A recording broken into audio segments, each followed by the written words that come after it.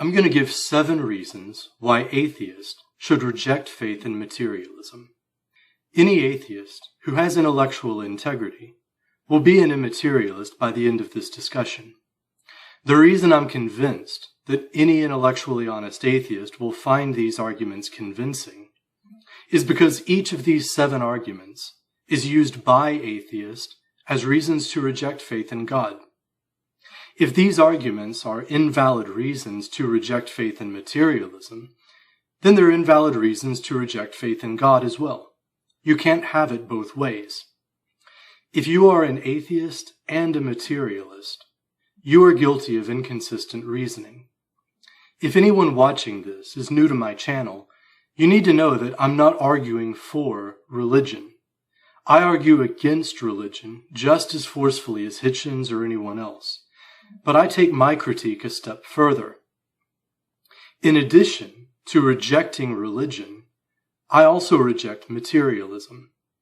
This makes me very different from a religious apologist who is arguing against materialism in favor of religion. My arguments are not theistic arguments, and they are not arguments against atheism. In fact, only someone who has rejected the arguments for God and accepted the arguments for atheism will find these arguments convincing. But just like religious people cling to their religious beliefs, no matter how many logical arguments atheists give them, most materialists will continue to cling to their materialistic beliefs, even though I'm offering them the exact same arguments against materialism that they offer religious people against belief in God. I can only hope that I make the double standard so glaringly obvious that, like a splinter in their mind, the inescapable cognitive dissonance will eventually either force them to see the light, or else to claw their own eyes out and run screaming through the darkness of their own willful ignorance back into the comforting arms of blind religion. Number 1, atheists rightly criticize the religious for simply accepting as true what they were taught as children.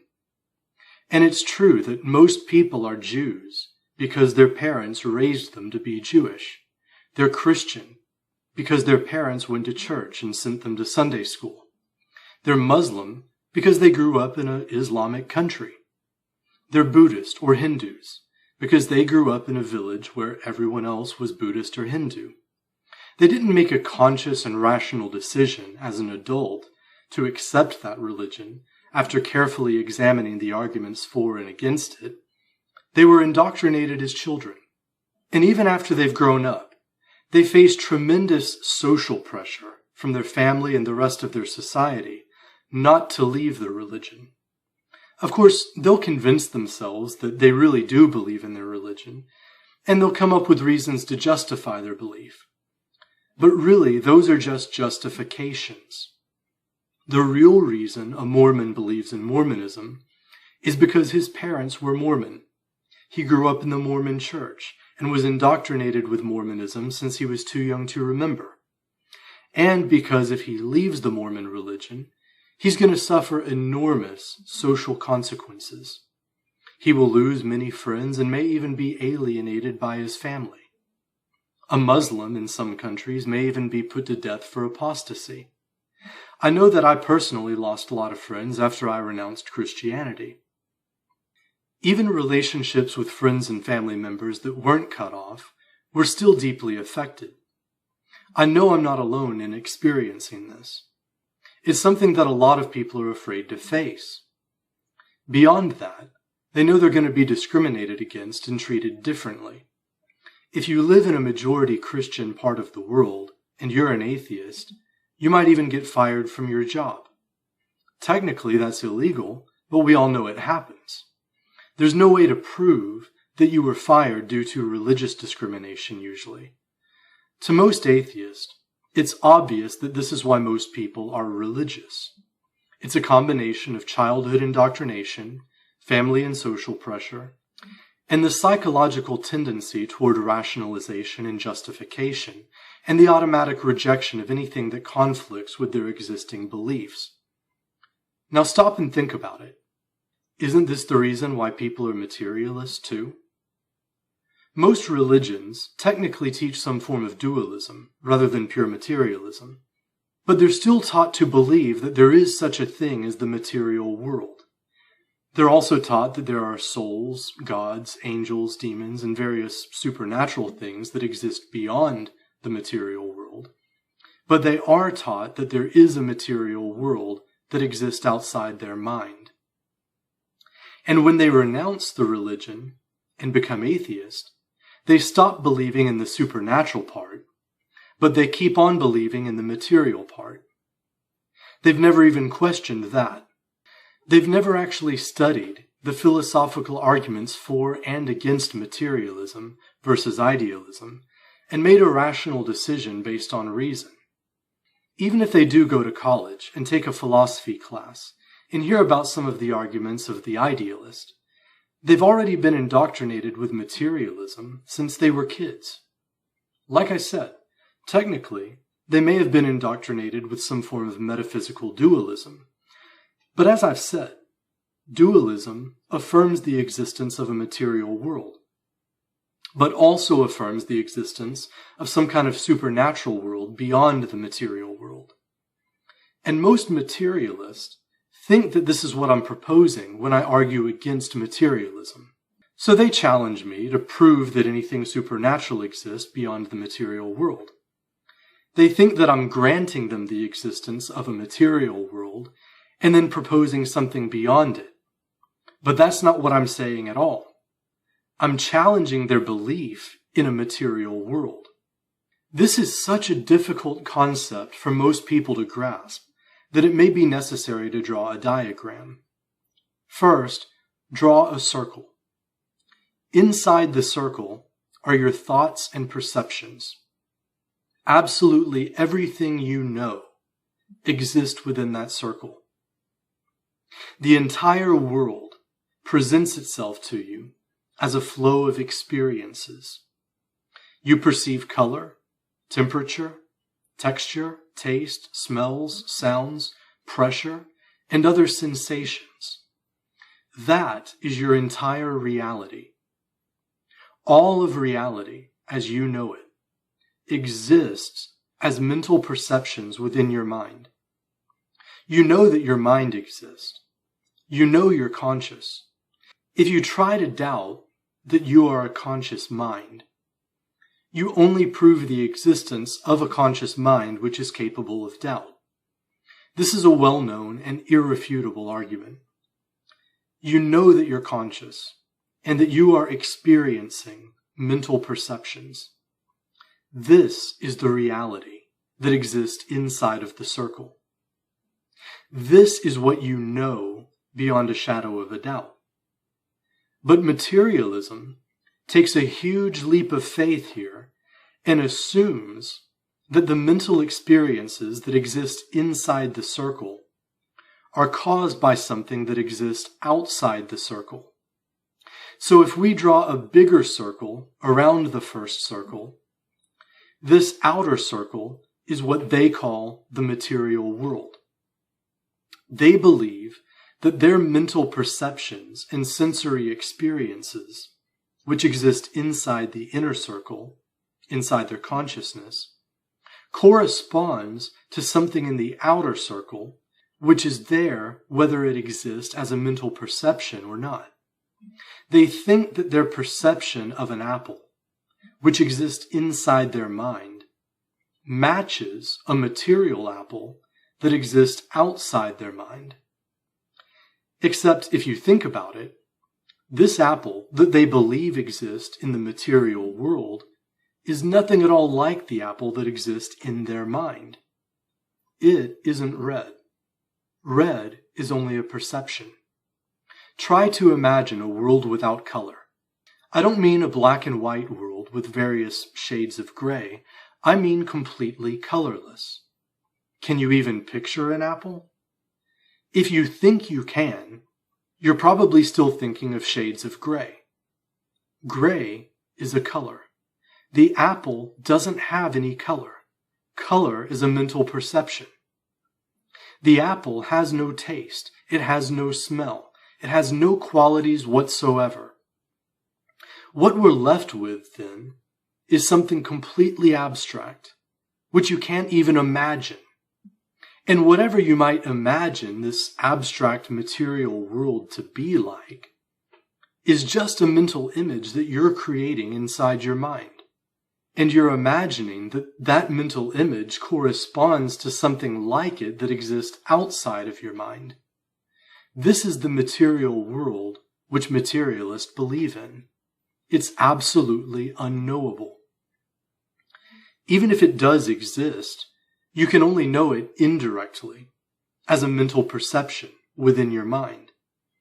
And there is really no way to compare your mental perceptions of the material world to the material world itself, because you can only experience the material world as a mental perception within your mind. But the really hard problem is proving that there is a material world which exists outside of your mind at all. That's what I'm challenging materialists to prove. Religious people draw an even bigger circle around the two circles we've already drawn. That's the supernatural world where God and heaven and ghost supposedly exist. I'm not talking about that. I'm not trying to prove that a supernatural world exists. First, you've got to convince me that the material world exists.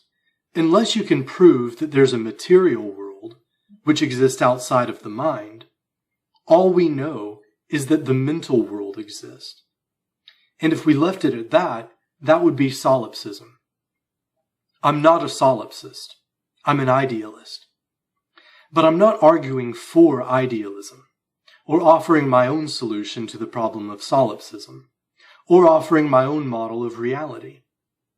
I'm challenging the materialist to overcome this problem and defend their own truth claim, other than the fact that they were taught to believe in the existence of a material world as children, and live in a society where most people reinforce this belief.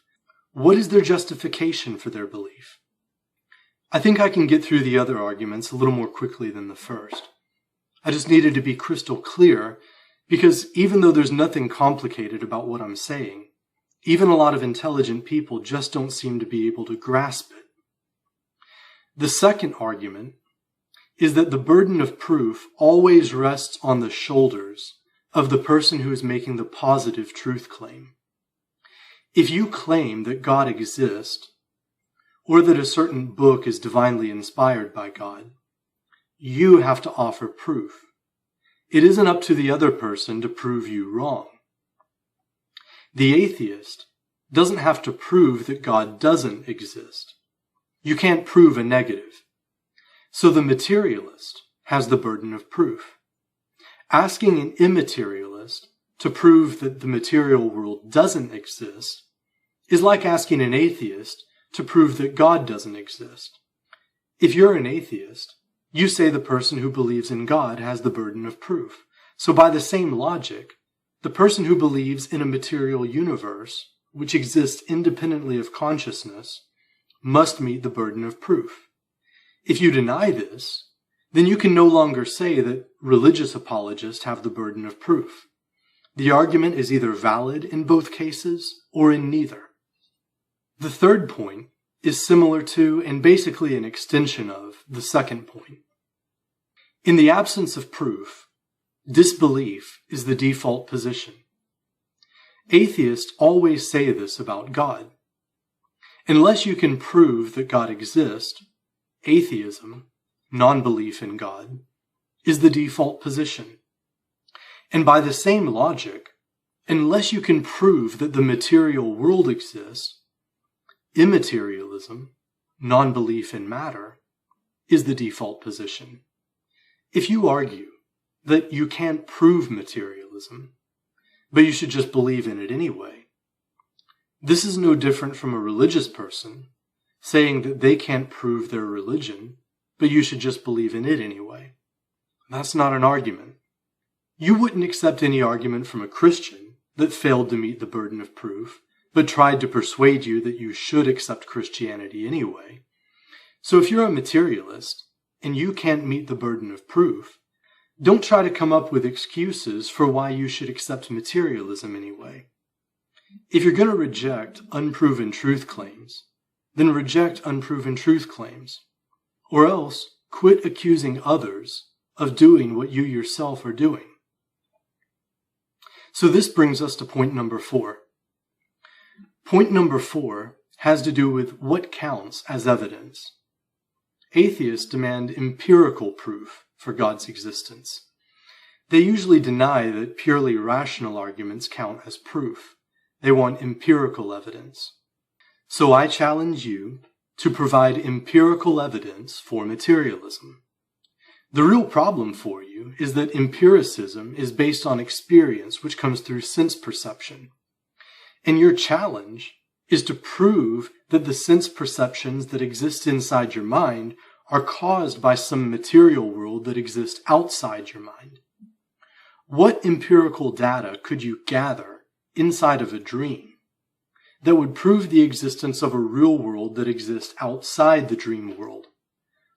All of your empirical observations within the dream would all be a part of your dream.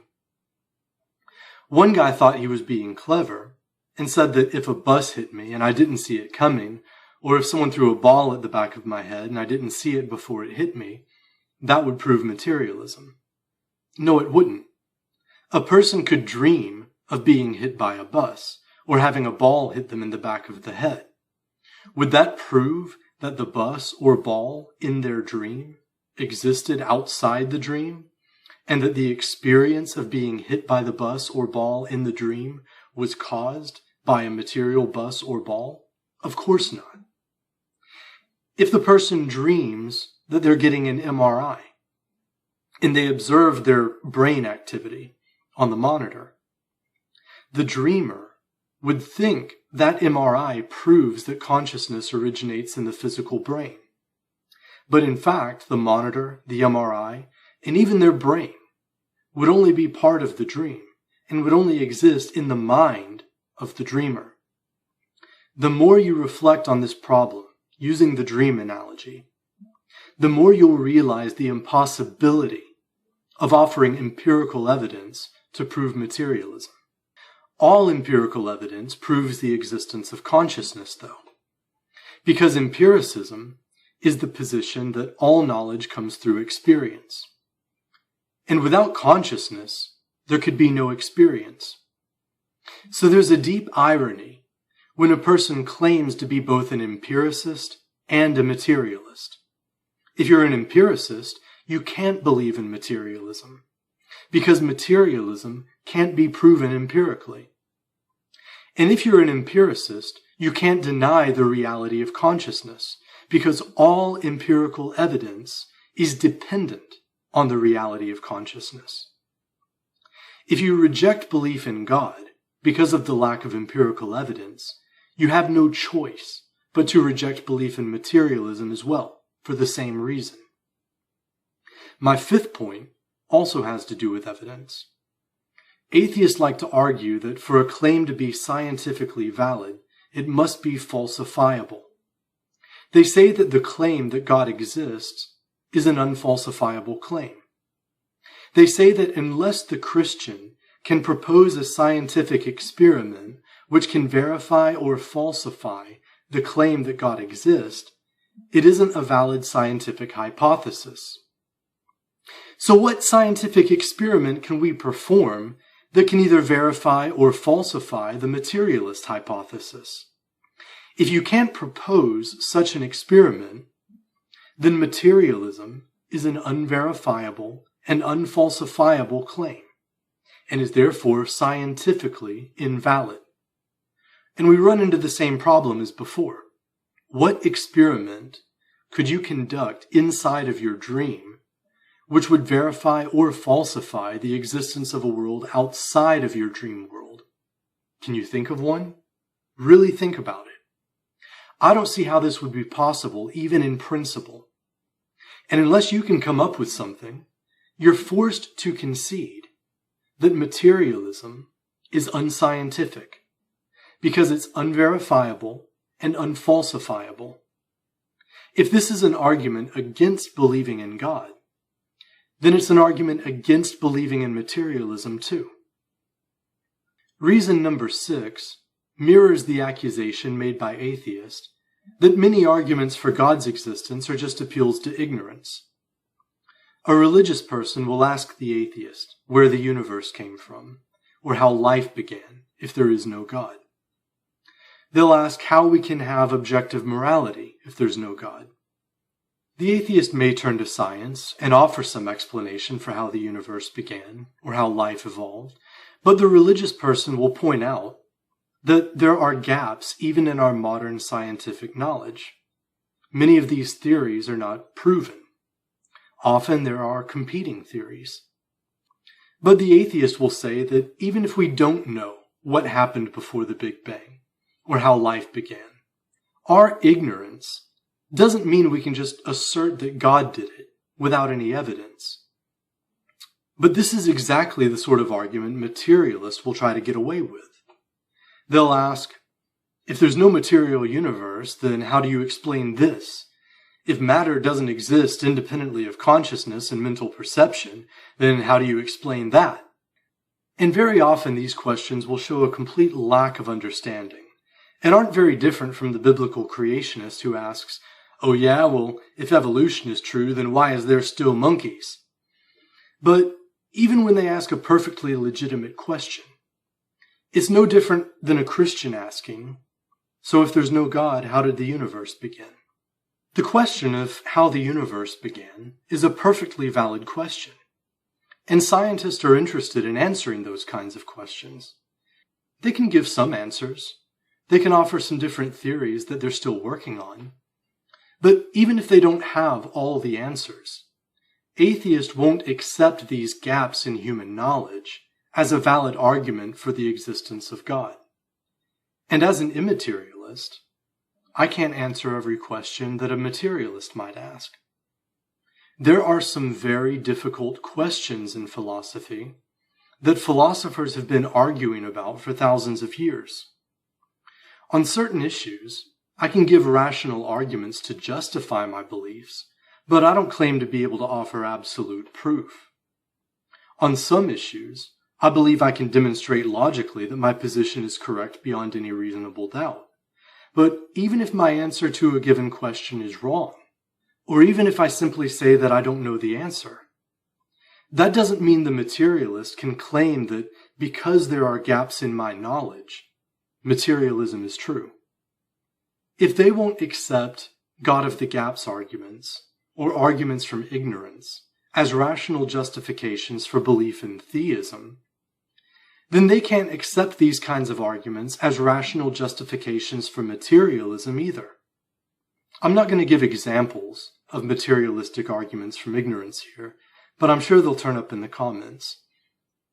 Basically, this includes any argument that begins by challenging me to explain this or that, if materialism isn't true, and then ends by claiming that unless I can give a satisfactory answer, materialism must be true.